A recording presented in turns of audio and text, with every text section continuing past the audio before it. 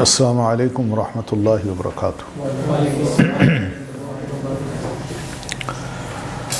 الحمد للہ والصلاة والسلام علی رسول اللہ، اما بعد فاعوذ باللہ من الشیطان الرجیم، بسم اللہ الرحمن الرحیم۔ دجال کے بارے میں رسول اللہ صلی اللہ علیہ وسلم کی جو احادیث ہیں ان کا ہم مطالعہ کر رہے ہیں کہ آپ نے دجال کے بارے میں کیا کچھ فرمایا۔ تو کچھ اس کا ذکر ہو چکا ہے، اور جو ذکر ہوا ہے وہ صحیح مسلم کی ایک بہت بڑی حدیث ہے، لمبی حدیث ہے، اس کا کچھ حصہ شروع میں بیان کر چکا ہوں، لیکن جو پوری حدیث ہے آج ہم پہلے اس کو پڑھ لیتے ہیں۔ پیج نمبر 46 پہ جی، بسم اللہ الرحمن الرحیم۔ وبیان الحدیث الوارد فی ذالک، دجال کے بارے میں اور اس کی مختلف جو حالات ہیں ان کے بارے میں اللہ کے رسول صلی اللہ علیہ وسلم نے جو احادیث میں بیان کیا ہے وہ اس طرح ہے، ما یاتی وہ اس طرح ہے۔ تو یہ جو بیان ہے رسول اللہ صلی اللہ علیہ وسلم کا، اس کو حدیث کہتے ہیں۔ تو قال رسول اللہ صلی اللہ علیہ وسلم مخبرا عما قالہ تمیم الداری رضی اللہ عنہ، رسول اللہ صلی اللہ علیہ وسلم نے یہ بتاتے ہوئے جو کچھ تمیم الداری نے رسول اللہ صلی اللہ علیہ وسلم کو بتایا تھا، تو آپ صلی اللہ علیہ وسلم نے فرمایا کہ تمیم الداری کہتے ہیں کہ فانطلقنا سراعا، کہ ہم تیزی سے آگے بڑھے، حتی دخلنا الدیرہ، حتیٰ کہ وہاں جو ایک عمارت تھی، بہت بڑا محل ٹائپ کا، ہم اس میں داخل ہوئے تو اس میں جو ہی کیا دیکھتے ہیں کہ اعظم انسان ہے، ایک بڑا انسان ہے، آدمی ہے لیکن بہت بڑا، بڑی جان، بڑا قد کاٹ اور جسم۔ کہتے ہیں رأیناہ قط خلقا، ہم نے کبھی بھی ایسی تخلیق شاید پہلی دفعہ دیکھی ہے۔ واشد وثاقا، اور یہ بھی دیکھا کہ اس کو بڑا سخت زنجیروں سے باندھا ہوا تھا۔ مجموعۃ یداہ الی عنقہ، اس کے دونوں ہاتھ اس کی گردن کے اوپر یا پیچھے تک باندھے ہوئے تھے، کٹھے کیے ہوئے تھے اور باندھے ہوئے تھے۔ پھر اس کے گھٹنوں اور ٹخنوں کے درمیان کا جو حصہ ہے اس کو لوہے کی چادر سے کور کیا گیا تھا۔ تو ہم نے کہا ویلک من انت، اور تمہارا ستیہ ناس ہو، کون ہو تمہارا یہ حال کیوں ہو رہا ہے؟ قال، تو وہ بولا، دجال بولا، قد قدرتم علی خبری، تم میرے بارے میں جو بھی خبر ہو سکتی ہے آج اس پر قدرت پا چکے ہو، بس اخبرونی ما انتم، تم مجھے بتاؤ تم کون ہو، کیسے تمہارا یہاں آنا ہوا ہے؟ تو انہوں نے کہا ہم چند لوگ تھے جو عرب ہیں، اپنے بحری جہاز میں سوار ہوئے تو ہمیں سمندر کی لہریں اٹھا کے ادھر ادھر کرتی وہ لے آئیں، تو 1 مہینے تک لہریں جو ہے نا ہمیں سمندر کے اندر رول کرتی رہیں۔ پھر ہم آپ کے اسی جزیرے کے کنارے پہ پہنچے تو ہم اترنے کی بجائے بڑی کشتی کی، جو چھوٹی چھوٹی کشتیاں ہوتی ہیں ان کے ساتھ جو لگی ہوتی ہیں، ہم نے ان کشتیوں میں بیٹھ کے اپنی راتیں گزاری۔ تو پھر اس کے بعد ہم جزیرے میں یعنی آپ ہی کی سرزمین میں داخل ہوئے تو ہمیں ایک جانور ملا، اہلب، جس کے بڑے بال تھے، یعنی سر سے لے کر پاؤں تک اس کے جسم کا کوئی حصہ نظر نہیں آتا تھا، وہ کورڈ تھے، سارا جسم اس کا کورڈ تھا۔ کثیر الشعر کا مطلب یہی ہے۔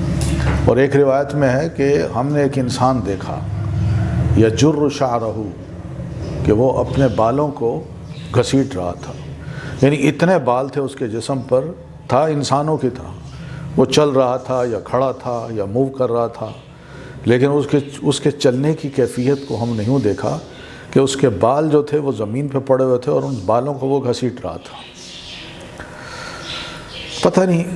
پتہ نہیں چلتا تھا کہ اس کے جسم کا کون سا حصہ کہاں ہے، کچھ سمجھ ہی نہیں آتی تھی۔ تو ہم نے اسے کہا ویلکی من ما انتی، تمہارا ستیہ ناز ہو، کون ہو تم، یا کیا ہو تم؟ تو اس نے کہا انا الجساسہ، میں جساسہ ہوں۔ تو ہم نے کہا جساسہ کیا ہوتی ہے؟ تو کہنے لگی چھوڑو ان باتوں کو، کہ اعمدوا الی ھذا الرجل فی الدیر، یہ جو بڑا محل ہے نا اس کے اندر ایک بندہ ہے، اس کی طرف جاؤ، فإنہ الی خبرکم بالاشواق، کیونکہ وہ تمہاری خبر پانے کا بڑا شوق رکھتا ہے، وہ جاننا چاہتا ہے تمہارے بارے میں، تو اس لیے اس کے پاس جاؤ۔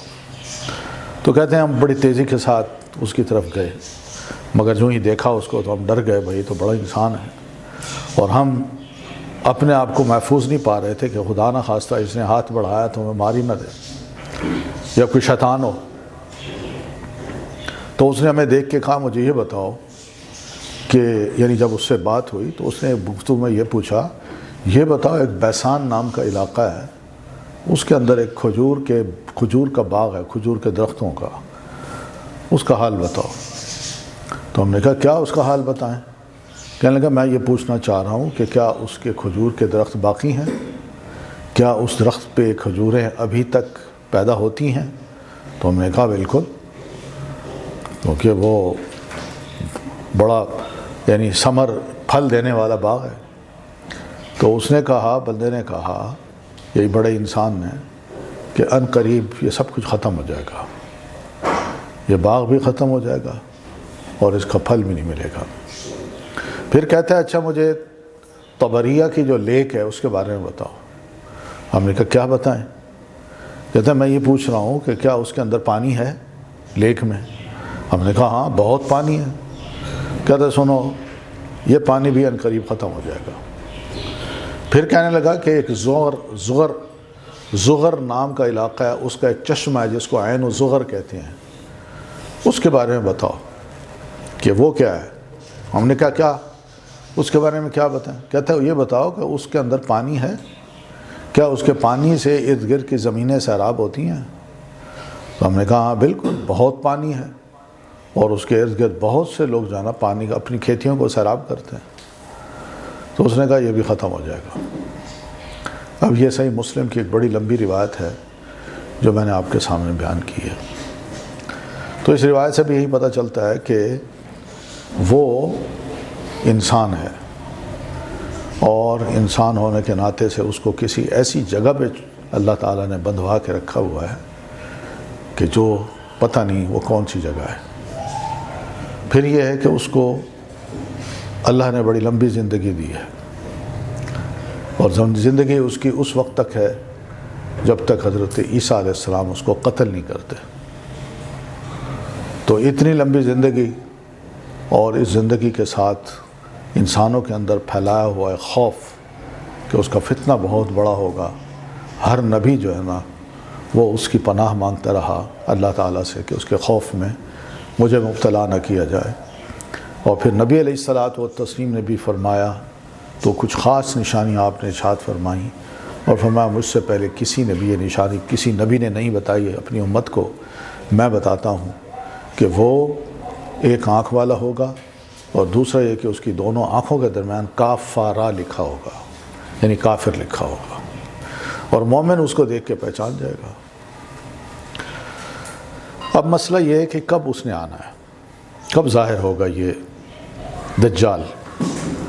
تو دجال نے اپنے بارے میں ابھی اسی حدیث میں تو بتایا کہ بس عن قریب میں ظاہر ہو جاؤں گا، اور رسول اللہ صلی اللہ علیہ وسلم نے بھی اس خبر کو جب امت کو بتائی ہے، صحابہ کرام کو بتائی، تو آپ نے بھی اس خبر کو بالکل سچ کہا، بالکل ٹھیک ہے، عن قریب آ جائے گا وہ۔ آپ صلی اللہ علیہ وسلم نے فرمایا کہ انی مخبرکم عنی، وہ دجال کہتا ہے کہ میں تمہیں تمیم الداری، میں تمہیں بتاؤں اپنے بارے میں کہ انی انا المسیح، کہ میں مسیح دجال ہوں، وانی اوشک ان یؤذن لی فی الخروج، بس مجھے لگتا ہے کہ اب عنقریب مجھے اجازت دی جائے گی کہ بھئی اب رسیاں اس کی کھولو، زنجیریں کھولو، اس کو قید سے آزاد کر دو، یہ جائے۔ تو مجھے لگتا ہے کہ بس میرا وقت آ گیا آزاد ہونے کا۔ تو ایک تو یہ ہے، پھر یہ ہے کہ دجال کا جو مزید علامات ہیں وہ قسطنطینیہ کی فتح ہے، یہ بھی ہم ذکر کر چکے ہیں پچھلے ہفتے، اور مسلمانوں نے اس کا بڑا کئی دفعہ قسطنطنیہ کو فتح کرنے کی کوشش کی مگر فتح نہیں ہو سکا، تو محمد الفاتح نے اس کو فتح کیا۔ اور پھر اس کے بعد ایک حدیث میں ہے کہ کچھ لوگ مسلمان جو ہے نا وہ صرف نعرہ تکبیر لا الہ الا اللہ اللہ اکبر کہتے ہوئے آگے بڑھیں گے تو اللہ تعالیٰ ان کے دائیں بائیں جو بھی شہر ہوگا ان کو فتح کروا دے گا، پھر ان کے دروازے کھول کے اس میں آرام سے داخل ہو جائیں گے۔ تو یہ بھی آپ نے فرمایا۔ پھر آپ یہ بھی فرماتے ہیں کہ قیامت اس وقت آئے گی جب تک کہ 70,000 بنو اسحاق کے افراد جو ہے نا وہ لڑائی نہ لڑ لیں دجال سے۔ تو بہرحال یہ ہم نے یہاں تک پڑھا تھا۔ اب آگے آتے ہیں کہ دجال جو مسیح دجال ہے اس کو کیوں نکالا جائے گا یا اس کے نکالنے کے اسباب کیا ہوں گے۔ اللہ تعالیٰ نے ہر شے کا کوئی نہ کوئی سبب بنایا ہوتا ہے، تو دجال کے نکالنے کا سبب بھی اللہ تعالیٰ نے بنایا ہے۔ وہ کیا بنایا ہے کہ وَسَبَبُ خُرُوجِ الْمَسِيحِ الدَّجَّالِ مِنْ غَضْبَةٍ يَغْضَبُهَا، کوئی غصہ اس کو آئے گا جس کی بنیاد پہ وہ زنجیریں توڑ کے یا اس کی کھل جائیں گی، وہ باہر نکل آئے گا۔ امام نافع جو امام مالک کے استاد ہیں وہ فرماتے ہیں کہ سیدنا ابن عمر رضی اللہ تعالیٰ عنہ ابن سائد نام کا جو شخص تھا اس کو مدینہ کی کسی گلی میں ملے تو اسے کہا، ایسی بات اسے کی حضرت عمر نے کہ اس کو غصہ آ جائے۔ تو جو ہی حضرت عمر نے بات کی تو وہ غصے سے پھول گیا، یعنی اس کی رگیں جو تھی گردن کی وہ بھی پھول گئیں، چہرہ سرخ ہو گیا اور ایسا پھولا کہ اس نے پورے اپنے جسم کو نہ پھلا دیا، سر سے لے کے پاؤں تک پتہ چلتا تھا کہ یہ پھول گیا۔ تو یہ غصے کی وجہ سے، غصہ جو ہے دجال میں ہوگا اور اس دجال کی وجہ سے اس غصے کی وجہ سے اس نے نکلنا ہے۔ ابن عمر فرماتے ہیں کہ میں حفصہ کے پاس گیا، اپنی بہن کے پاس، اور ان کو یہ بات انہوں نے بتائی کہ اس طرح دجال نے نکلنا ہے۔ تو حضرت ام المومنین سیدہ حفصہ فرمانے لگی کہ اللہ آپ پر رحم کرے، آپ نے ابن سعید کے ساتھ جو کچھ کیا اور آپ اس کا پورا واقعہ مجھے سنا رہے ہیں کہ میں نے اس کو غصہ دلایا، وہ پھول گیا اور ایسا پھولا کہ سر سے لے کر پاؤں تک وہ پھول ہی گیا، تو آپ چاہتے کیا تھے؟ اس کو غصہ دلوا کے چاہتے کیا تھے؟ کیا آپ کو علم نہیں ہے کہ رسول اللہ صلی اللہ علیہ وسلم نے فرمایا کہ دجال جو ہے وہ غصے کی وجہ سے باہر آئے گا؟ تو اس کا مطلب یہ ہے کہ جو حدیث ہے اس کی تائید ام المومنین سیدہ حفصہ رضی اللہ تعالیٰ عنہا نے بھی کر دی اور اپنے بھائی عبداللہ ابن عمر کو بھی بتا دیا۔ تو ریزن بتائی ہے کہ مسیح دجال کے نکلنے کا سبب اس کا غصہ ہوگا، غضب ہوگا، غضبناک ہوگا۔ دیکھیں غضبناکی اس معاملے میں بھی ہو سکتی ہے کہ بھئی مجھے باندھ کے رکھا ہوا، میں کب چھوٹوں گا، ایک دفعہ نکلوں تو صحیح، ایک دفعہ نکل تو جاؤں، پھر دیکھیں میں کیا کرتا ہوں۔ کیونکہ اس نے ظاہر ہے مسلمان تو نہیں ہونا، اللہ تعالیٰ کی طرف سے یہ سزا اس کو ملی ہے، پتہ نہیں اس کے دل میں کتنے غصے ہوں گے کہ ایک دفعہ مجھے نکالیں تو صحیح۔ جیسے ایک جیل میں کسی قیدی کو کسی جرم کی وجہ سے یا الزام کی وجہ سے قید کر دیا جائے تو وہ جو اس نے اس کے خلاف کیس کیا ہوتا ہے وہ کہتا ہے مجھے ایک دفعہ نکالیں تو صحیح، ایک دفعہ نکال دیں، میں یہ کروں گا یہ کروں گا۔ وہ اپنے ارادے چھپا کے رکھتا ہے لیکن اس کو غصہ بہت ہوتا ہے۔ تو بہنی اس کا بھی حال ہی ہوگا کہ وہ انتہائی غصے میں ہوگا۔ بہرحال کب نکلے گا سبب اس کا یہی ہے اس کے باہر نکلنے کا، باقی یہ ہے کہ اس کی ڈیٹ فکس نہیں ہے کوئی۔ پھر یہ ہے کہ اس کی جگہ کون سی ہوگی، مسیح دجال کون سی جگہ سے ظاہر ہوگا۔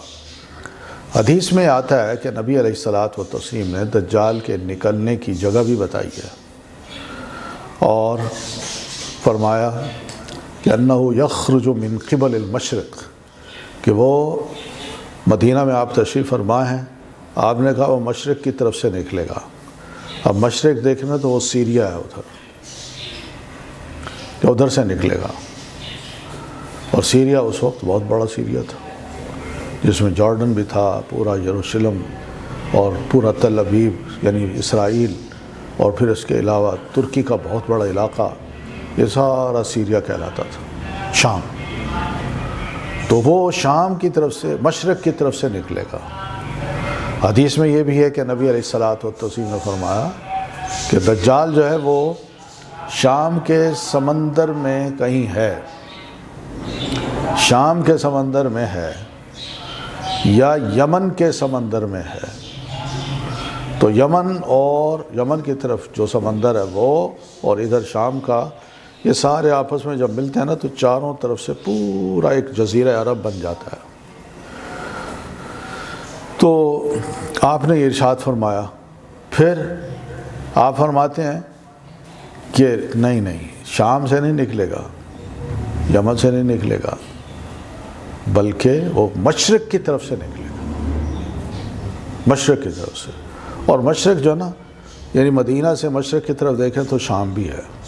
شام کے علاوہ فلسطین، جارڈن وغیرہ یہ سارے علاقے جو ہیں، اور پھر شام کے پرے کا علاقہ بھی ہو سکتا ہے، جس کو ہم کہیں یعنی اس طرف کیا ہے، سینٹرل یعنی ایشیا کی جو ریاستیں ہیں وہ ساری ادھر موجود ہیں.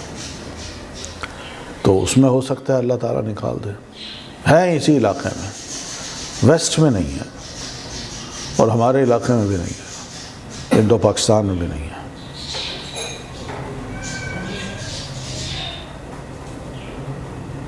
ٹھیک ہے. تو یا مدینہ میں بیٹھیں تو مشرق کس طرف ہے، کو اندازہ ہے؟ مجھے ایک حدیث یاد آ گئی کہ رسول اللہ صلی اللہ علیہ وسلم نے مدینہ میں بیٹھ کے فرمایا صحابہ کرام کو، جب تم واش روم میں جاؤ تو جب بیٹھو تو نہ مشرق کی طرف رخ کرو اور نہ پیچھ کرو، نہ یعنی خانہ کعبہ کی طرف اور بیت المقدس کی طرف نہ رخ کرو نہ پیچھ کرو. یہاں فرماتے ہیں ولیکن شرقوا او غربوا، بلکہ یوں کرو کہ مشرق کی طرف رخ کرو یا مغرب کی طرف رخ کرو. اب دیکھا جائے تو مدینہ جو ہے اس کا مشرق کیا ہے اور مغرب کیا ہے، شمال اور جنوب میں تو وہ ہے، کیا کہتے ہیں اس کو، خانہ کعبہ اور مسجد اقصی. اور اگر یہ ادھر ہے تو مشرق ادھر ہوا، مغرب ادھر ہوا. تو مشرق دیکھا جائے تو ہمارا رخ جب جاتا ہے، ہم نماز پڑھتے ہیں تو ہم رخ کس طرف کرتے ہیں، مغرب کی طرف کرتے ہیں، جدھر سورج غروب ہوتا ہے، اور ادھر ہی خانہ کعبہ ہے. تو اس کا مطلب ہے کہ آپ نے جو فرمایا نا مشرق کی طرف رخ کرو مغرب کی طرف، تو یہ مشرق کا جو علاقہ ہے، زیادہ تر علماء یہ کہتے ہیں کہ یہ شام یعنی یہ جو سینٹرل ایشیا کی ریاستیں ہیں، انہی ریاستوں میں ہو سکتا ہے کہیں نکل آئے، جس میں آذربائیجان ہے اور اسی طرح تاجکستان ہے، اور یہ جو آج کل جنگ جہاں ہو رہی ہے، یوکرین، یہ سارے علاقے جو ہیں اسی طرف کا اللہ کے رسول صلی اللہ علیہ وسلم کا اشارہ ہے. اس لیے شام کا آپ نے انکار کیا کہ شام کے سمندر کی طرف نہیں، یمن کے سمندر کی طرف نہیں، بلکہ وہ مشرق کی طرف سے نکلے گا. تو اس لیے یہ چیز ذہن میں رکھیے کہ صحیح مسلم کی یہ روایت ہے تو یہی معنی منتا ہے. پھر یہ ہے کہ حدیث میں جو آتا ہے نا کہ آپ صلی اللہ علیہ وسلم نے فرمایا وہ شام کے سمندر میں سے نکلے گا یا یمن کے سمندر میں سے نکلے گا، یہ یا جو ہے اس کا کیا مطلب ہے؟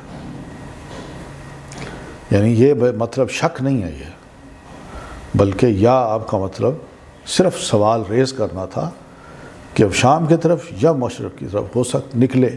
لیکن آپ دونوں کی بات، دونوں کو ریفیوٹ کرتے ہوئے فرما رہے ہیں کہ نہیں بلکہ وہ مشرق کی طرف سے نکلے گا. تو اس لیے یہاں پر یہ چیز بھی ذہن میں رہے کہ اس نے اپنی طرف سے پوری کوشش کرنی ہے. اب دیکھیں اس کی جواب مزید حدیث میں آتا ہے کہ یخرج من خراسان، ایک اور حدیث میں آتا ہے کہ وہ خراسان کی طرف سے نکلے گا۔ خراسان کا علاقہ یہی سارا ہے، سنٹرل ایشیا پورا، جہاں امام بخاری، امام مسلم، امام ترمذی، نسائی وغیرہ پیدا ہوا ہے، اور بھی بڑے بڑے امام وہاں سے پیدا ہوا۔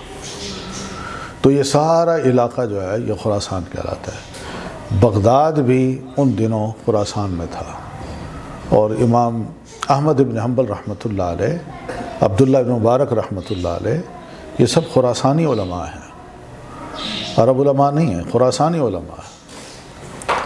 تو یہ جو آپ نے فرمایا اس کی حدیث یہ ہے کہ یہ خراسان جو ہے نا، اس کا نقشہ جو ہے نا اب یوں ہے کہ جو قزوین کا سمندر ہے اس کے ساؤتھ میں اور اس کے مغرب میں،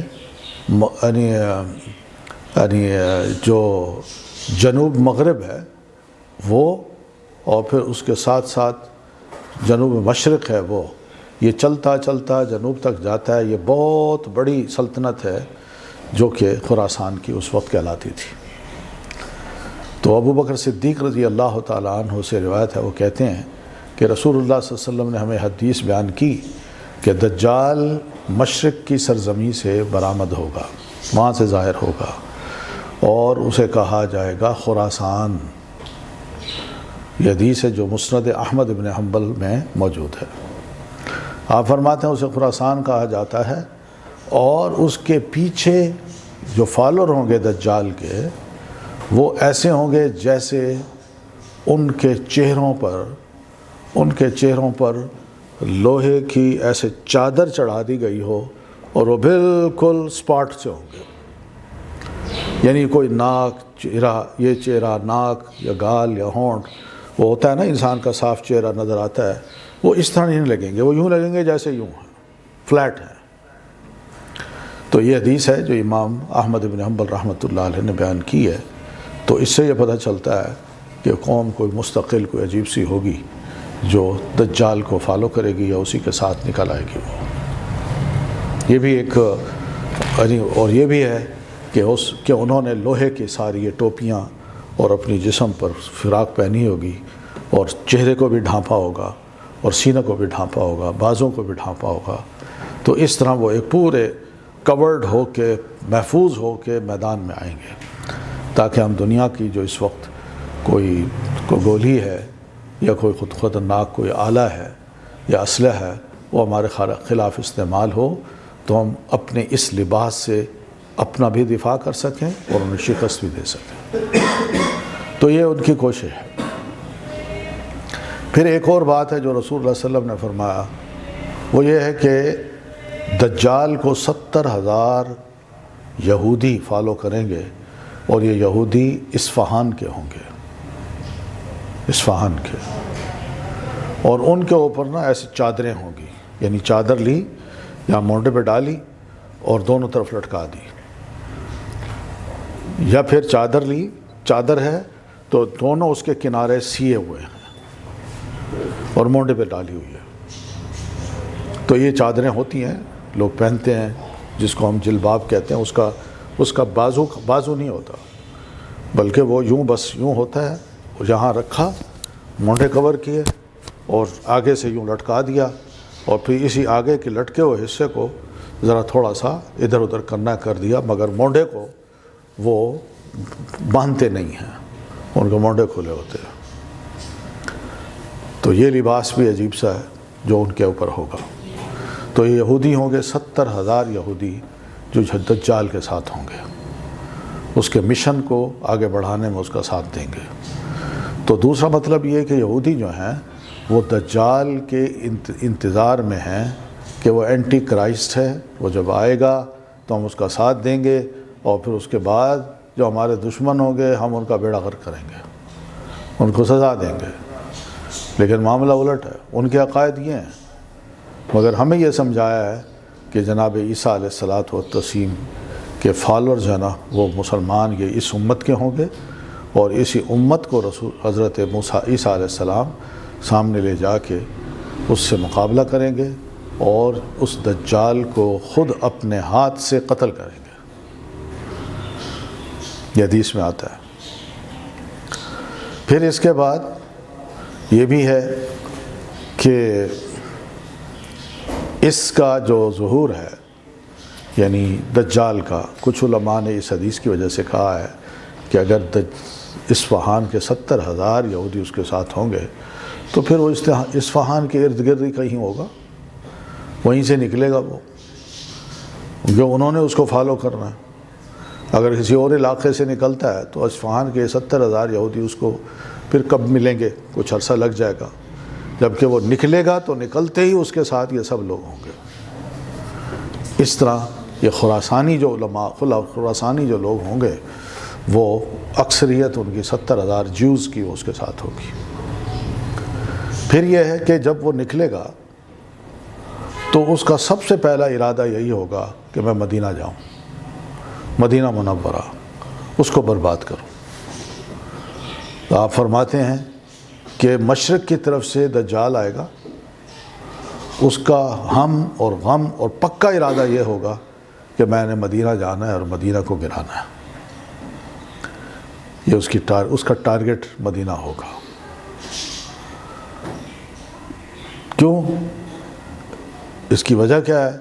علماء یہ لکھتے ہیں کہ رسول اللہ صلی اللہ علیہ وسلم نے فرمایا ہے کہ ایمان وقت یعنی اس دنیا کے آخری زمانے میں نکل کے بالکل چلتے چلتے مدینہ میں آ کے سمٹ جائے گا۔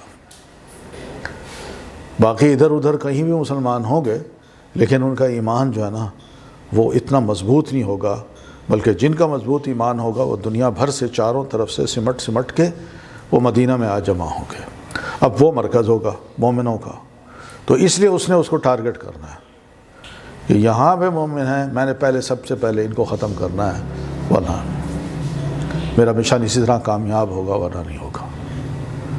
آپ فرماتے ہیں کہ مدینہ کی طرف ایمان جو ہے نا وہ اس طرح سمٹ کے آ جائے گا جیسا کہ ایک سانپ جو ہے وہ اپنے سوراخ میں گھستا ہے تو سمٹ کے وہ بالکل تھوڑی سی جگہ پہ وہ اتنا بڑا وجود جو لمبا ہے وہ آرام سے بیٹھ جاتا ہے۔ اسی طرح مومن بھی وہاں اپنے ایمان کو لے جائیں گے، اپنے آپ کو بچائیں گے، اور اس طرح وہ ایک کیفیت ہوگی۔ پھر یہ ہے کہ وہ مدینہ کی طرف جب جائے گا تو راستے میں اس کے شام بھی آئے گا اور عراق بھی آئے گا۔ شام دائیں طرف ہوگا اور عراق بائیں طرف ہوگا۔ آپ فرماتے ہیں یہ حدیث ہے اِنَّهُ خَارِجٌ خَلَّةً بَيْنَ الشَّأْمِ وَالْعِرَاقِ، کہ وہ نکلنے والا ہے دجال، مگر وہ ایسے راستے پر ہوگا جو شام اور عراق کے درمیان کا ہے، وہاں سے وہ چل کے مدینہ کی طرف آنے کی کوشش کرے گا۔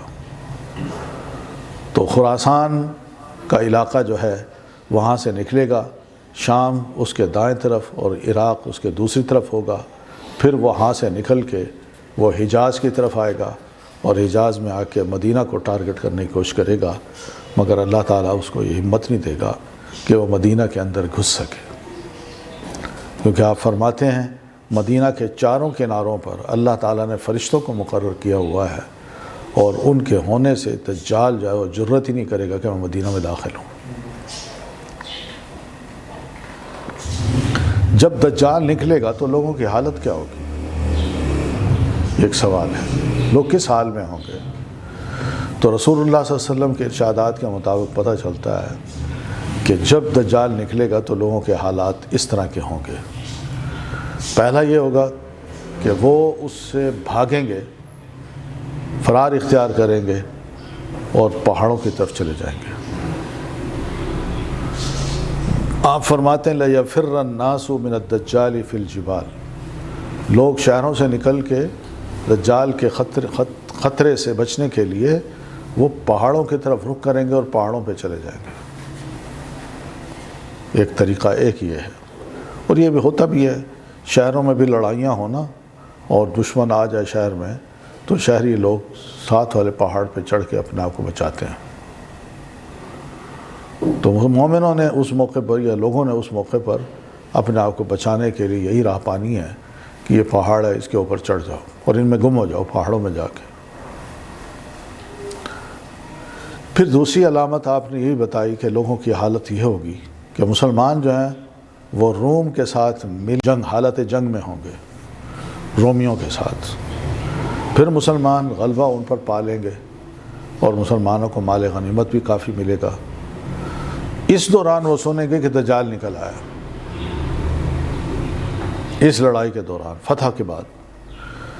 تو جو کچھ ان کے پاس مال غنیمت ہوگا یا جتنا کچھ بھی سرمایہ ہوگا وہ سب زمین پہ پھینک دیں گے اور ڈرتے ہوئے اپنی بیویوں کے بارے میں، اپنے بچوں کے بارے میں، وہ اپنے گھر والوں کی طرف جائیں گے اور چاہیں گے کہ ہمیں ان کی خبر جلد از جلد ملے کہ ہماری بیوی، ہمارے بچے، والدین خیریت سے ہیں کہ نہیں. تو یہ ان کی حالت ہوگی. امام سیدنا ابن مسعود رضی اللہ تعالیٰ عنہ صحابی رسول ہیں، یہ کہتے ہیں کہ ہم اسی طرح ایک دفعہ بیٹھے تھے کہ ہم نے اچانک ہی ایک آواز سنی اور یہ آواز اپنی آواز سے کہیں بڑھ کر تھی. تو اچانک ان کو ایک چیخ دار آواز آئی جو بول رہی تھی کہ لوگو ان الدجال قد خلفہم فی ذراریہم، تم تو بچ گئے ہو مگر دجال ان انسانوں کے پیچھے ہے جو اپنی اولادوں کو چھوڑ کے جا رہے ہیں، بھاگے چلے جا رہے ہیں، اور دجال ان کے پیچھے ہے اور ان کے بچوں کو بھی پکڑے گا، ان کی عورتوں کو بھی پکڑے گا. تو ایسی صورت میں یہ جو لوگ ہوں گے وہ فَيَرْفُضُونَ مَا فِي أَيْدِيهِمْ، ان کے ہاتھوں میں جو کچھ ہوگا وہ چھوڑ دیں گے. وَيُقْبِلُونَ، اور پھر واپس لوٹ آئیں گے کہ اپنے بچوں کو تو بتائیں، سنبھالیں. فَيَبْعَثُونَ عَشْرَةَ فَوَارِسَ طَلِيعَةً، تو ہوگا یہ کہ انہوں نے کوئی 10 گھوڑ سوار جو تیار ہوں گے ان کو دشمن کے حالات معلوم کرنے کے لیے روانہ کرنا ہوگا، یا وہ روانہ کریں گے کہ وہ پتہ تو چلے کہ دجال کس طرح اپنے ساتھ کس قسم کی فوجوں کو لے کے آ رہا ہے. تو یہ بھی آپ صلی اللہ علیہ وسلم کے صحابی رسول جناب عبداللہ بن مسعود رضی اللہ تعالیٰ عنہما کا ارشاد ہے. پھر یہ ہے کہ جب مدینہ کے قریب آئے گا تو اس کے سامنے یا اس کے آگے ایک مومن مسلمان جائے گا، اس کے سامنے جائے گا اور مدنی وہ مسلمان ہوگا. تو وہ دجال کو اس کے منہ پہ کہے گا کہ اشہد انک انت الدجال، میں اس بات کی شہادت دیتا ہوں کہ تم واقعی وہی ہو جو اس کو دجال کہتے ہیں، تم دجال ہو. یہ مومن کیسے پہچانے گا؟ وہی بات کہ اس نے جیسے حدیث سنی ہوگی کہ اس کے یہاں کاف فارا لکھا ہوگا اور ایک آنکھ والا ہوگا. تو اس مومن نے اس کے قریب جا کے جب اس کو دیکھنا ہے تو اس موقع پہ وہ کہے گا اب تو میں یقیناً اس بات کی گواہی دیتا ہوں کہ تم واقعی وہی دجال ہو. تو رسول اللہ صلی اللہ علیہ وسلم فرماتے ہیں اس روز جب دجال کے سامنے ایسا شخص آئے گا تو وہ تمام انسانوں میں بہترین انسان ہوگا، نہ ڈر. تو وہ یہ کہے گا اشہد انک الدجال، میں گواہی دیتا ہوں کہ تم دجال ہو. جبکہ اس نے بڑے ظلم کیے ہوں گے، لوگوں کو مارتا چلا جائے گا، پتہ نہیں کیا کچھ کرے گا، بے ایمان بنائے گا.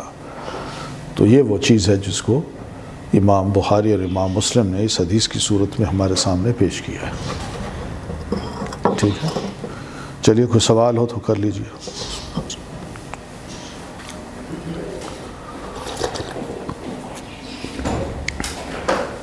جو ہے اللہ تعالیٰ نے اس کو صرف مسلمانوں کی آزمائش کے لیے بتایا ہے، اس کی کسی عمل کی جس طرح کہ اس کو کریکٹر دیا گیا کسی چیز کی سزا بھی ہو سکتی ہے اس کے لیے؟ نہیں، مسلمانوں کی آزمائش کے لیے، مومن کی آزمائش کے لیے بنایا ہے. پیدا اس کو اس لیے کیا ہے. کافر تو اس کے ساتھ ہوں گے، یہود جیسے انتظار کر رہے ہیں. تو مومن کی آزمائش ہوگی اہل ایمان کی کہ کیا وہ جو دعویٰ کرے گا میں خدا ہوں، میں کھلا سکتا ہوں، میں پلا سکتا ہوں، آسمان سے بارش میرے حکم سے نازل ہوتی ہے، زمین سے میرے حکم سے غلہ اگتا ہے، تو یہ دیکھو یہ خدا یہی تو ہوتی ہے، میں ہی ہوں، تم کس خدا کو مانتے ہو؟ تو بہت سے کمزور عقیدہ لوگ وہ توبہ کرتے ہیں، اسی وقت ہاتھ بھی جوڑتے ہیں، سجدے بھی کرنے لگ جاتے ہیں، جھکتے بھی ہیں. آپ نے دیکھا ہوگا ایسے لوگ ہوتے ہیں، تھوڑی سی کوئی چھو منتر کر دیں تو بندے اس کے آگے بیٹھ جاتے ہیں. تو یہ مومن جو ہے نا اس کی آزمائش ہوگی سب سے زیادہ.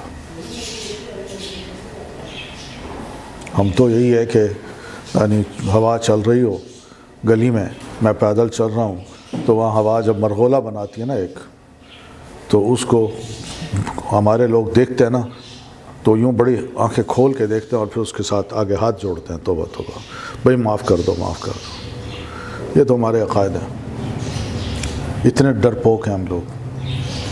تو جب دجال آئے گا تو اس نے خدائی کے اس طرح کے دعوے کر کے بہت سے لوگوں کو گمراہ کرنا، ایسا گمراہ کرے گا کہ ان کی آخرت خراب ہو جائے گی. مومن کو اس لیے نصیحت کی ہے کہ تم کم از کم دجال کو پہچاننے والی جو علامتیں ہیں ان کو ازبر کر لو، کہیں خدا نہ خواستہ کل کو کچھ ہو تو تم اس کا انکار نہ کر سکو. اب یہ ہے کہ جب مومن اس کو یہ کہے گا کہ میں تو گواہی دیتا ہوں کہ تم دجال ہو، تو وہ کیا کرے گا؟ سب کے سامنے مومن کو اپنے آگے کھڑا کر کے اس کے سر پہ یوں تلوار رکھ کے اس کو آدھا آدھا کاٹ دے گا، آدھا وجود اس طرف گر جائے گا، آدھا اس طرف گر جائے گا، اور سب لوگ دیکھیں گے کہ مومن ختم ہو گیا. پھر اس کو کراس کرے گا وہ دجال، اس کی باڈی یوں پڑی ہے، اس کو کراس کرے گا. کراس کر کے پھر اسی کی طرف رخ کر کے اس کو کہے گا کھڑے ہو جاؤ، زندہ ہو جاؤ. تو مومن زندہ ہو جائے گا، کھڑے ہو کے بالکل زندہ ہو جائے گا. کہے گا کیا سمجھتے ہو میں خدا ہوں کہ نہیں؟ تو اس وقت مومن کہے گا اب تو میں یقیناً ہی کہتا ہوں کہ تم دجال ہو، اب اس میں کوئی شک نہیں، میرے رسول نے یہ فرمایا تھا. اس کے بعد آپ فرماتا ہے دجال کو ہمت نہیں ہوگی کہ ٹچ کر سکے اس مومن کو، چھوڑ دے گا اس کو. جی صوفی لوگ سے وہ کہتے ہیں خضر علیہ السلام ابھی تک زندہ ہیں. کون؟ خضر. خضر تو ان کو دلیل میں کہتے ہیں اللہ شکر میں کیا تھا کہ آج سے 100 سال بعد جو بھی زندہ ہے وہ سب فوت ہو جائیں گے. تو اگر وہ ہوتے بھی تو وہ آپ تک فوت ہو جائیں گے. جی دجال اس میں انسان ہے نہیں، انسان تو ہے، وہ ایک ایکسیپشنل کیس ہے. اس کے بارے میں آپ نہیں بلکہ آپ سے پہلے بھی انبیاء کرام کہتے چلے آئے ہیں، اور اگر آپ نے بھی اس کا اظہار کر دیا تو یہ اس کے لیے یہ جو حدیث ہے وہ آپ نے اس کے لیے نہیں فرمائی تھی. وہ تو یہ فرمایا تھا کہ اس وقت جو انسان ہے، عام انسان، تو وہ 100 سال سے زیادہ زندہ نہیں ہوگا، فوت ہو جائے گا. تو یہ مطلب ہے آپ کا. مراد یہ تھی کہ انسانوں کی جو نسلیں ہیں وہ کس طرح تیزی سے بدلتی ہیں، ایک کے بعد دوسری نسل آتی ہے. اور پھر دوسری بات بھی ہے کہ لمبی سے لمبی عمر انسان کو مل جائے تو زیادہ سے زیادہ 90 سال 80 سال 90 سال ملتی ہے، 100 سال مل جاتی ہے. بہت کم لوگ ہوتے ہیں جن کو 105 110 سال 35 سال مل جائے. تو اب آپ نے جو فرمایا 100 سال کے بعد وہ فوت ہو جائیں گے یا 100 سال سے پہلے فوت ہو جائیں گے، تو ایسے لوگ بھی دنیا میں ہو سکتے ہیں جن کی عمر اس وقت 135 سال کی ہو گئی ہو، 140 سال کی ہو گئی ہو. تو ایکسیپشنل جو کیس ہوتے ہیں اس کا یہ مطلب نہیں ہوتا کہ رسول اللہ صلی اللہ علیہ وسلم کا بیان غلط ہے، بلکہ یہ ہوتا ہے کہ اس کو جنرل کریں. ان جنرل وے میں آپ دیکھیں تو پتہ یہ چلتا ہے کہ آپ کی بات بالکل درست تھی. نہیں، وہ تو خضر بھی اگر انسان تھے، علماء کا اختلاف ہے کہ خضر جو ہے وہ کیا انسان ہے یا فرشتے تھے. تو یہ ایک واضح سی بات ہے کہ خضر نے جو کام کیے وہ انسانوں والے تو نہیں تھے، وہ تو فرشتوں والے تھے. ہاں تو میں اب کہتا ہوں انسان نہیں تھے. ہاں عبد کا مطلب یہ نہیں ہے، عبد فرشتے بھی ہوتے ہیں. اللہ تعالیٰ نے نہیں فرمایا کہ یعنی کیا ہے وہ ہم عباد مکرمون، وہ فرشتے جو ہے نا اللہ کے بڑے معزز فرشتے ہیں، بندے ہیں. تو اللہ کہہ سکتا. تو دو ویوز ہیں جو میں بتانا چاہ رہا ہوں, دو ویوز ہیں. ایک کہتے ہیں کہ وہ انسان تھے, دوسرے کہتے ہیں وہ فرشتے تھے. بس اس کو ذہن میں رکھیں, پھر کوئی اختلاف نہیں ہوگا. ٹھیک ہے جی. بارش میں برسانا دن کو رات میں تبدیل کرنا وہ اللہ تعالیٰ کا اختیار ہے. باقی بھی وہ جال کے پاس قوت ہوگی وقتی طور پر اللہ دے دے گا نا اس کو اختیار, کوئی حرج نہیں. جیسے معجزہ نبی کے ہاتھوں ہوتا ہے نا, نبی کے ذریعے ہوتا ہے. تو اب یہ کیا ہے, لکڑی کو سانپ بنا دینا, یہ کہ موسیٰ علیہ السلام کے اختیار میں تو نہیں ہے, یہ تو اللہ کے اختیار میں ہے. اللہ چاہے تو ایسے کر لے. تو اس وقت مومن کی آزمائش میں ایک چیز یہ ہوگی کہ اللہ اس کو تھوڑا سا اختیار دے دے گا. لیکن جس کا ایمان پکا ہوگا نا, ہوگا کہ آپ تو مجھے یقین آ گیا تم پکے مومن, پکے دجال ہو, پھر کچھ نہیں کر سکے گا. یہ کس امت کا دجال ہے اس کے بارے میں آیا جی, کس امت کا انسان ہے؟ کس امت کا انسان ہے؟ نہیں, آدم کی اولاد میں سے. باقی کس امت کا انسان ہے وہ تو اس نے بڑی امتیں دیکھ لی, گزر گئیں, اس کو ہوش ہی نہیں ہے, پتہ نہیں ہے. کوئی نبی آیا تھا, کوئی یہ تھا وہ تھا, اس کو تو کچھ پتہ ہی نہیں. جو ڈال والے بندے ہیں بس وہ اپنی جو ہے نا وہ طاقت کا مظاہرہ کرے گا بس. جو ڈھال کی شکل والے بندے وہ اس کے ساتھ ہی نکلیں گے یا اس کے ساتھ آتے ساتھ مل جائیں گے؟ نہیں, اسی کے ساتھ ہی نکلیں گے وہ. یہی جو اصفہان کے 70,000 یہودی ہوں گے, وہی اس لوگ علماء یہی کہتے ہیں کہ یہی لوگ مراد ہیں, کیونکہ انہوں نے اپنے آپ کو خوب لیس کیا ہوگا, اور جو آلات ہیں یا انسٹرومنٹس ہیں یا اسلحہ ہے وہ ان کے پاس ہوگا.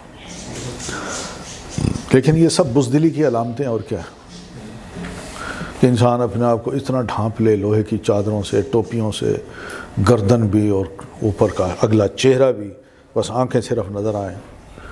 تو یہ اتنی کمزور, یہ تو بزدل لوگ ہیں. آج بھی بڑے لاڈلے فوجی ہیں امریکہ کے, یورپ کے, کہ جی ہمیں یہ بھی دیں, یہ بھی دیں, یہ بھی دیں, سب کچھ دیتے ہیں, اور بڑے لاڈ سے وہ کہتے ہیں ہم بٹن دبائیں بس کام خراب کر دیں. باقی ہمیں یہ نہ کہیں اس کے دو بدو کھڑے ہو کے ہم لڑیں, وہ نہیں لڑ سکتے.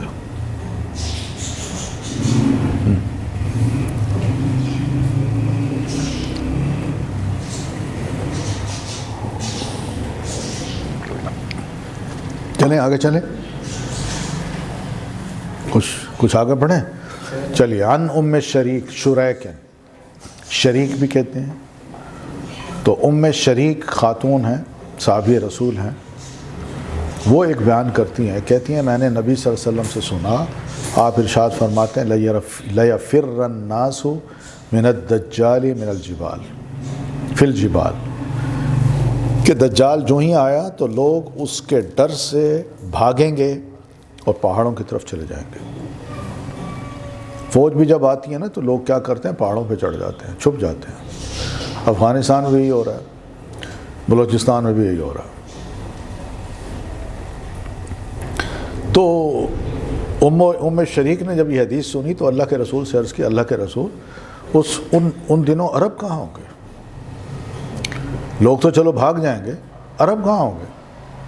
تو آپ نے فرمایا ہم قلیل, وہ تھوڑے رہ جائیں گے, بہت تھوڑے ہوں گے وہ. تو یہ عربوں کا لگتا ہے کہ نسلیں جو ہے نا ان کی آہستہ آہستہ کم ہو جائیں گی, اور چند عرب ہوں گے جو عرب کہلائیں گے.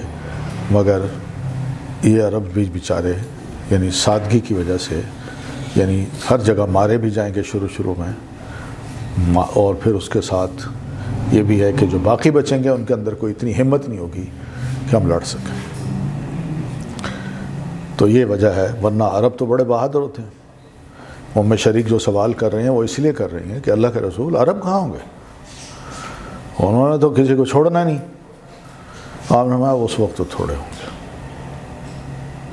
اب 70,000 یہودی ہوں, مسلح ہوں, ان کے مقابلے میں چند 100 اگر عرب ہوں تو یہ وجہ ہوگی. تو عرب بھی اپنے آپ کو بچانے کے لیے پہاڑوں کا رخ کریں گے. پھر اسی طرح عبداللہ بن مسعود رضی اللہ تعالیٰ عنہ سے روایت ہے، وہ کہتے ہیں کہ ان الساعة لا تقوم حتى لا يقسم میراث ولا يفرح بغنیمت، کہ قیامت بالکل قائم نہیں ہوگی جب تک کہ تقسیم میراث نہ ہو.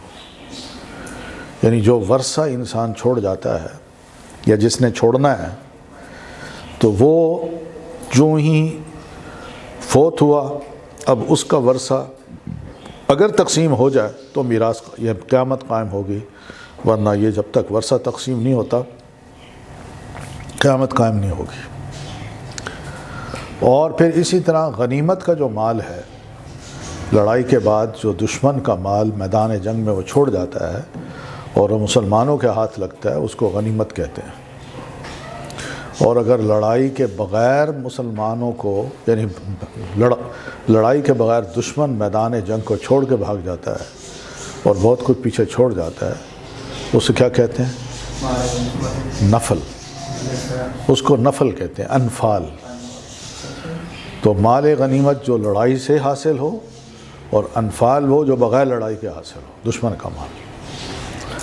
تو یہ دونوں چیزیں جو ہے نا، نبی علیہ السلام فرماتے ہیں چاہے وہ غنیمت ہو یا انفال ہو، وہ بھی تقسیم ہو جائے گی، اور لوگوں کو جب تک خوش نہیں کر دیا جاتا اس مال کے ذریعے سے، لوگ قیامت نہیں آئے گی. تو یہ دو چیزیں آپ صلی اللہ علیہ وسلم نے بڑی اہم ارشاد فرمائی ہیں. مراد یہ ہے کہ اللہ تعالیٰ اتنا موقع لوگوں کو دے گا کہ وہ میراث کو بھی تقسیم کر دیں بندے کے فوت ہونے کے بعد، اور مال غنیمت کو بھی لوگوں کو دے کے خوش کر دیا جائے. ثم قال بیدی ہاکذا، پھر نبی علیہ الصلاۃ والتسلیم نے اپنے ہاتھ سے یوں اشارہ کیا.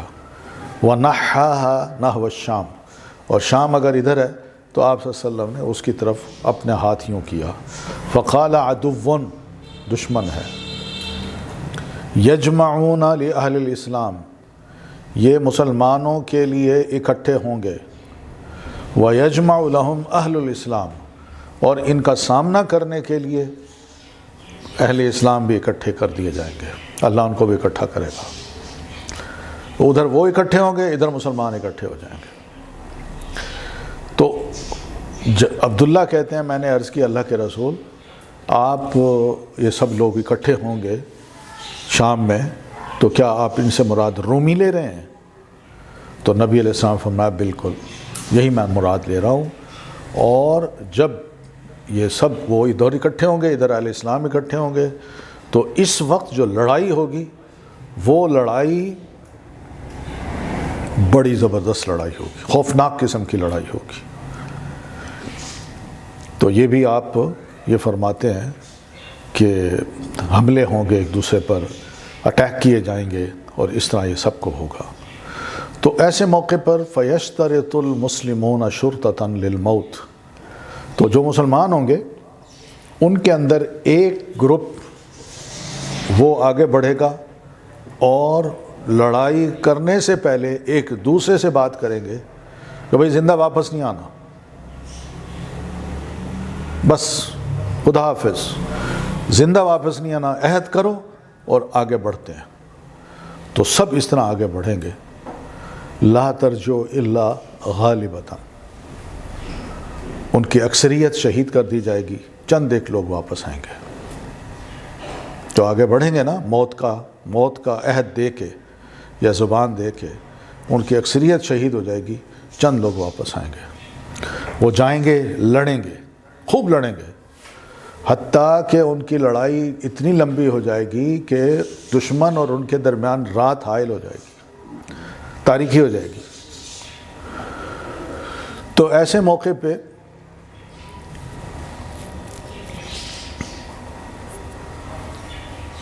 فَيَفِيءُ هَؤُلَاءِ وَهَؤُلَاءِ، اور ایسے موقع پہ یہ جو لڑنے والے مسلمان ہوں گے یہ بھی واپس پلٹ آئیں گے، اور وہ بھی لڑنے والے جو ہوں گے وہ بھی واپس پلٹ جائیں گے، بغیر کسی غلبے کے. کسی کو غلبہ حاصل نہیں ہوگا، کوئی فیصلہ نہیں ہوگا کون جیتا کون ہارا. وتفنا الشرطۃ، تو اس موقع پہ یہ سارے جتنے بھی لڑنے کے لیے آگے گئے تھے تو اللہ تعالیٰ ان کو فنا کر دے گا، یعنی ختم کر دے گا، وہ ختم ہو جائیں گے۔ یعنی غیر مسلم ان کو مار نہیں سکیں گے، اور ان کے جو لوگ ہیں وہ ان کو نہیں مار سکیں گے، یا جو بچے ہوں گے وہ ادھر چلے جائیں گے اور یہ ادھر واپس آ جائیں گے۔ تو جو واپس جائے گا تو ان میں خاص طور سے مسلمان جو ہوں گے نا، اللہ تعالیٰ نے ان کو راتوں رات ہی فوت کر دینا۔ پھر اس کے بعد نیکسٹ ڈے پھر اسی طرح مسلمانوں کا ایک گروہ اسی شرط کو لگایا کہ ہم نے زندہ واپس نہیں آنا، آگے بڑھنا ہے۔ تو ان کی بھی حال یہی ہوگا کہ ان کی اکثریت واپس زندہ نہیں پلٹے گی، وہیں شہید ہو جائے گی، اور وہ لڑتے رہیں گے، اور لڑتے لڑتے شام ہو جائے گی، اور شام کے بعد یہ بھی جو بچے ہوں گے یہ ادھر لوٹ آئیں گے، اور جو ان کے بچے ہوں گے وہ ادھر لوٹ جائیں گے بغیر جیت ہار کے، اور نتیجہ یہ ہوگا کہ ان کو بھی اللہ تعالیٰ جو بچ کے آئیں گے ان کو بھی اللہ تعالیٰ ختم کر دے گا، یعنی فوت ہو جائیں گے۔ پھر اس طرح تیسری دفعہ لڑائی میں پھر تیسرا گروپ مسلمانوں کا آگے بڑھے گا، انہوں نے بھی کچھ کرنا ہے، عہد دینا ہے ایک دوسرے کو، موت کی لڑائی لڑنے جا رہے ہیں، زندہ واپس نہیں آنا اور نہ بھاگ کے آنا ہے۔ تو لڑائی ہوگی تو اس میں بھی اکثریت شہید ہو جائے گی، تو لڑتے لڑتے شام ہو جائے گی، اور پھر اس کے بعد یہ واپس پلٹ آئیں گے، وہ بھی واپس پلٹ جائیں گے، جیتے گا کوئی نہیں، اور اللہ تعالیٰ نے پھر ان مسلمانوں کو راتوں رات ختم کر دینا، شہید فوت کر دینا۔ چوتھا دن جب لڑائی کا آئے گا نا، تو نہد الیہم بقیۃ اہل الاسلام، اب ان سب مخالفین کے مقابلے میں جتنے بھی مسلمان فوجیں وہاں جمع ہوں گی وہ سب کھڑی ہو جائیں گی اکٹھی۔ تو اللہ تعالیٰ کیا کرے گا؟ فَيَجْعَلُ اللَّهُ الدَّبْرَةَ عَلَيْهِمْ، تو اللہ تعالیٰ ان پر شکست کو طاری کر دے گا۔ تو یہ لڑیں گے، خوب لڑیں گے مسلمان، کہ ایسی لڑائی لڑیں گے جو کبھی بھی نہیں دیکھی جائے گی، بڑی بے جگری سے۔ تو یعنی ایسا ہوگا کہ ایک پرندہ جو ہے نا وہ ان مسلمانوں کے پہلو سے قریب سے گزرے گا تو وہ بھی دیکھے گا کہ یہ لوگ شہید ہو گئے ہیں، مارے گئے ہیں، تو ان کی جو سمیل ہے وہ پرندہ جو ہی ان کے قریب سے گزرے گا تو وہ برداشت نہیں کر سکے گا اس سمیل کو، تو وہ بھی وہیں گر کے مر جائے گا۔ کیونکہ جب میدان میں پوری لاشیں پڑی ہوں گی، ان کے بھی مارے ہوئے ہوں گے، مسلمانوں کے بھی۔ تو پھر اس کے بعد جتنے بھی لوگ ہوں گے مرے ہوئے، تو ان کے بچے جو ہے نا وہ لاشیں گنیں گے کہ کون کون فوت ہوا ہے، تو یہ 100 کے قریب ہوں گے گننے والے۔ تو وہ اپنے بندوں میں سے کسی کو نہیں پائیں گے کہ ہمارا تو کوئی بندہ نظر ہی نہیں آ رہا، یہ تو دوسروں کی لاشیں پڑی ہیں، سوائے ایک بندے کے اس کو پہچان جائیں گے۔ تو ایسے موقع پر فَبِأَيِّ غَنِیمَةٍ يُفْرَحُ أَوْ أَيُّ مِیرَاثٍ يُقَاسَمُ، تو سوچو کہ اس موقع پر اگر مال غنیمت ان لوگوں کو ملتا ہے، 100 بندوں کو جو گن رہے تھے، تو وہ مال غنیمت پا کے کیا خوش ہوں گے؟ ایک بات، اور دوسرا یہ کہ ان کے والد صاحب جو میدان جنگ میں کام آئے، ان بچوں کو والد کی چھوڑی ہوئی میراث کام آئے گی؟ کچھ بھی نہیں ہوگا۔ تو وہ جو شروع میں آپ نے جملہ ارشاد فرمایا تھا نا، اس کی یہ وضاحت آپ نے یوں کی۔ تو آپ فرماتے ہیں وہ اسی حالت میں ہوں گے تو اچانک ہی ایک خوفناک آواز سنیں گے جو بڑی خطرناک ہوگی، تو انہیں ایک چیخ آئے گی کہ دجال جو ہے نا ان کے پیچھے اپنی لاؤ لشکر کو لا رہا ہے۔ اب وہ جو کچھ ان کے ہاتھوں میں ہوگا، مال غنیمت کوئی اچھی اچھی چیز جو چنی ہوگی، چلو بھئی یہ کر لوں، تو ایسے موقع پہ وہ سارا اپنے ہاتھ کی چیزیں سب گرا دیں گے، دجال کے سامنے آئیں گے اور اپنے 10 گھوڑ سواروں کو آگے کریں گے، یہ دجال کا مقابلہ کرنا ہے۔ رسول اللہ صلی اللہ علیہ وسلم فرماتے ہیں انی لاعرف اسماءہم، میں ان 10 بندوں کے نام جانتا ہوں، واسماء آبائہم، اور ان کے باپ دادا کے ناموں کو بھی میں جانتا ہوں، والوان خیولہم، حتیٰ کہ میں ان کے گھوڑوں کے جو رنگ ہیں ان کو بھی اچھی طرح جانتا ہوں۔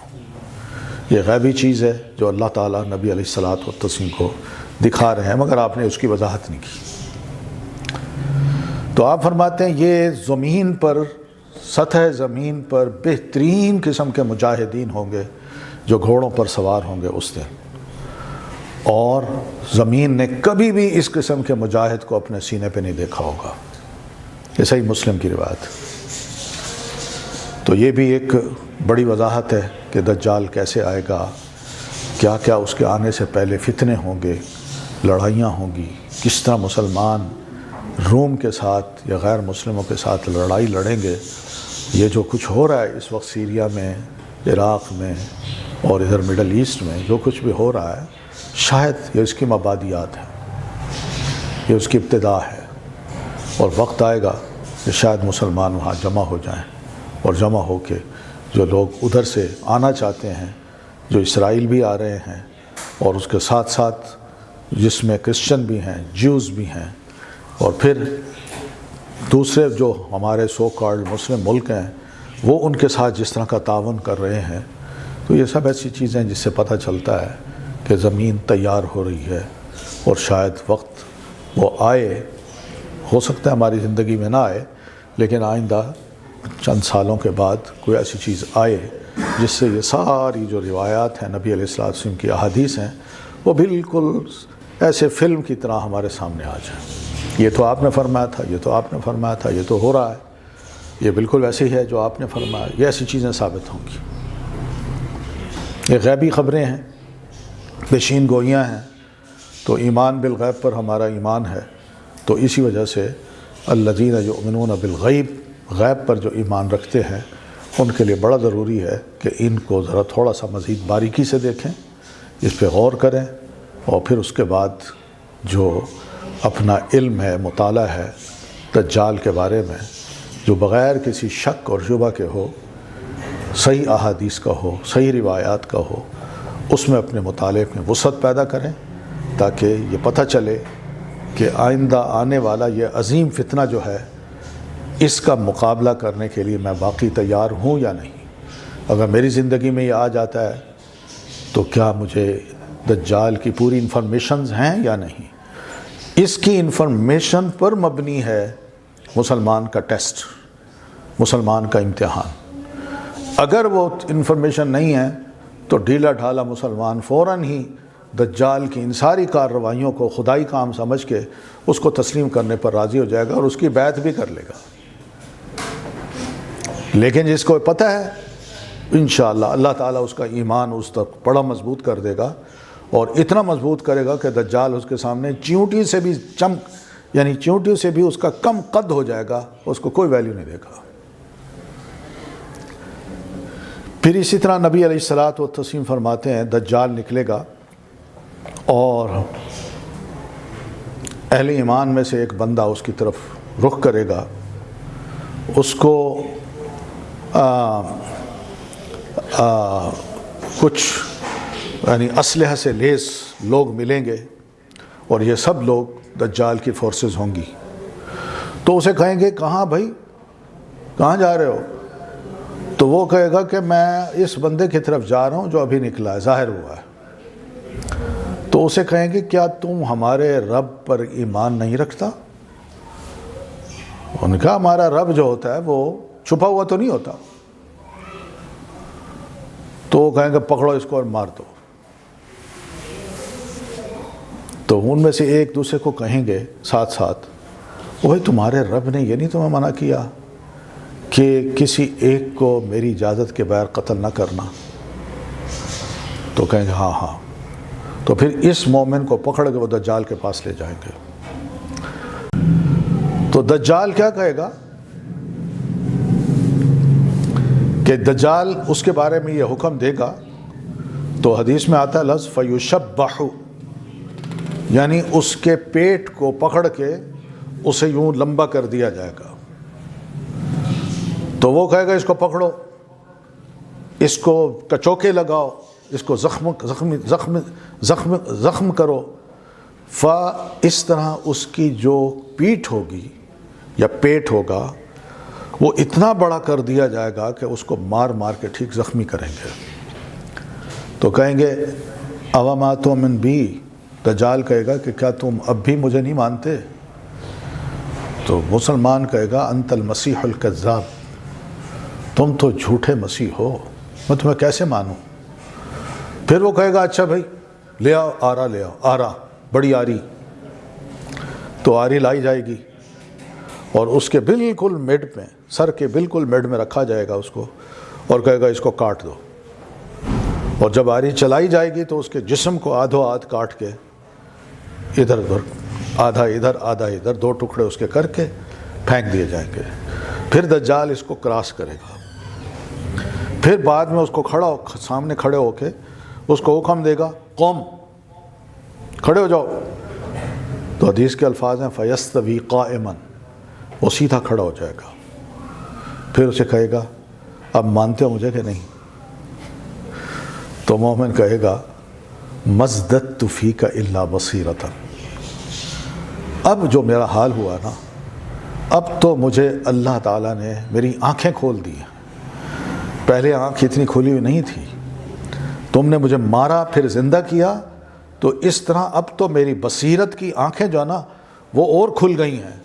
تو مومن کہے گا یا ایھا الناس لوگو انہ لا یفعل بعدی باحد من الناس، جس طرح اس نے آج میرے ساتھ سلوک کیا ہے، میں چیلنج کرتا ہوں کہ میرے بعد یہ کسی بندے کو بھی چھو نہیں سکے گا. تو بہرحال دجال چاہے گا کہ میں اس کو ذبح کروں. تو اس کی گردن اور اس کی یہ کیا کہتے ہیں ہنسے کی ہڈی، اس کے درمیان وہ ایک تانبا رکھ دے گا اور چاہے گا کہ میں اس کو، یعنی بلکہ اللہ تعالیٰ اس کی گردن اور اس کی ہنسلی کی ہڈی جو درمیان میں کاٹنے کی ذبح کرنے کی جگہ ہوتی ہے نا گردن کی، اس کو اللہ تعالیٰ یعنی تانبے کے وہ کیا کہتے ہیں کور سے اس کا یہ سارا حصہ کور کر دے گا. تو اب کیا ہوگا کہ دجال بالکل اس کو مار نہیں سکے گا. اپنی طاقت، اپنی صلاحیت، اپنا غصہ جو بھی وہ اس پر کرنا چاہے گا، اس کو جرت نہیں ہوگی کہ اس مسلمان کو کوئی تھوڑی سی تکلیف پہنچا سکے.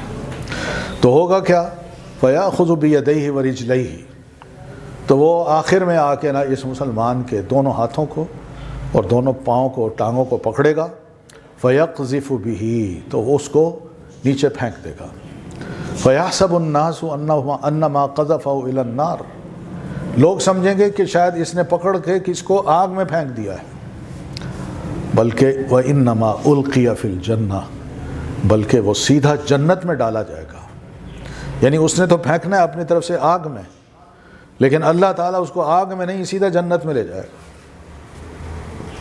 تو رسول اللہ صلی اللہ علیہ وسلم فرماتے ہیں هَذَا أَعْظَمُ النَّاسِ شَهَادَةً عِنْدَ رَبِّ الْعَالَمِينَ، یہ رب العالمین کے نزدیک انسانوں میں سب سے بڑی شہادت ہے جو اس نوجوان نے پیش کی ہوگی، اس مومن نے پیش کی ہوگی.